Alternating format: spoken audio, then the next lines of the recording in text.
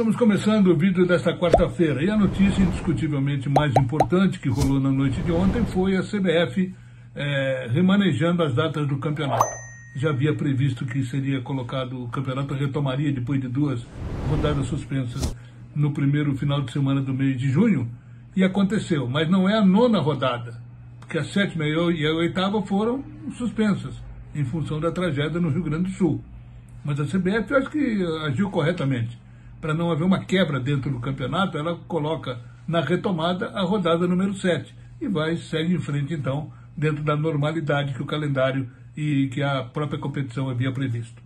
Então isso quer dizer o seguinte: o Criciúma, que jogaria domingo passado contra o Palmeiras aqui, aliás, seria o jogo às 11 horas da manhã, vai jogar no dia 2, domingo, primeiro domingo do mês de junho, às 4 horas da tarde, no estádio Heriberto Ilse, e a informação é de que nós teremos transmissão pela TV Globo, o que é importante para a divulgação do estádio, para a divulgação do Criciúma, enfim, tudo aquilo que gera uma transmissão ao vivo, né, pela Rede Globo, num jogo que tem a sua importância. Então, o Criciúma joga no dia 2 contra o Palmeiras, e depois no dia 12, não teremos rodada no final de semana seguinte.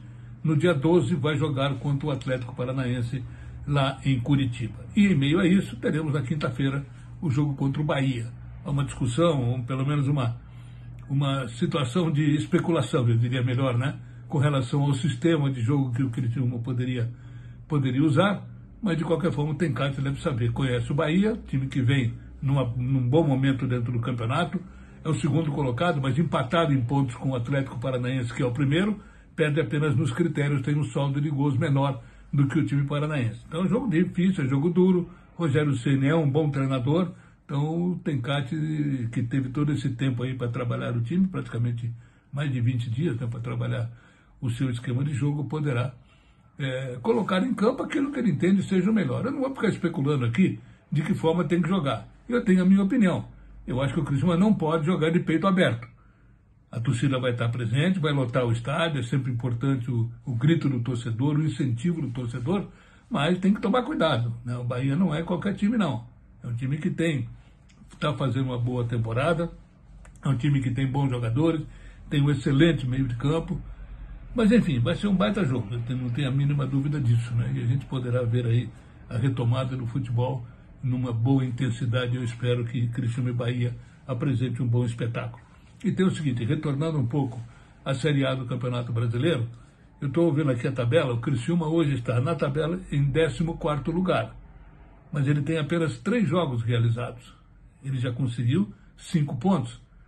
Foi um empate contra o Juventude, um empate contra o Atlético Mineiro e aquela goleada espetacular em cima do Vasco por 4-0. O Vasco que ontem se classificou na Copa do Brasil, depois de empatar em 3-3 no tempo normal contra o Fortaleza, acabou ganhando nos pênaltis e passou para as oitavas de final, assim como o Red Bull Bragantino, que havia enfrentado o Souza na terra do Souza, empate de 1-1, veio para Bragança, meteu 3-0, também já está classificado. Então o Criciúma é o 14º colocado com 3 pontos, aliás, com 3 jogos, 5 pontos.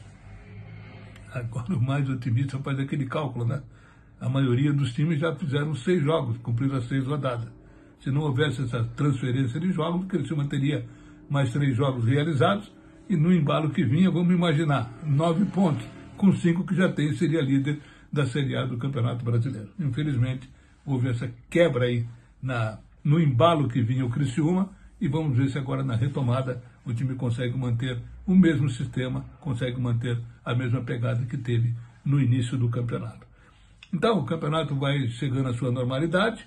Espero que tanto o Inter quanto o Grêmio, que sofrerão prejuízo, não podendo jogar em suas sedes.